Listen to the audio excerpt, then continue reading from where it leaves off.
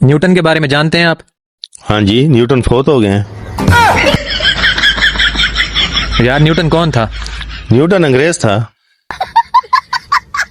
Newton के कानून के बारे में इल्म है आपको? हाँ जी, न्यूटन कायदे कानून का बड़ा सख्त आदमी था। और यार न्यूटन का तीसरा कानून है, every action has an equal and opposite reaction. हर अमल का एक बराबर और मुखालिफ रद्द अमल होता है। न्यूटन ने कानून लिखा, ये उसका एक्शन था।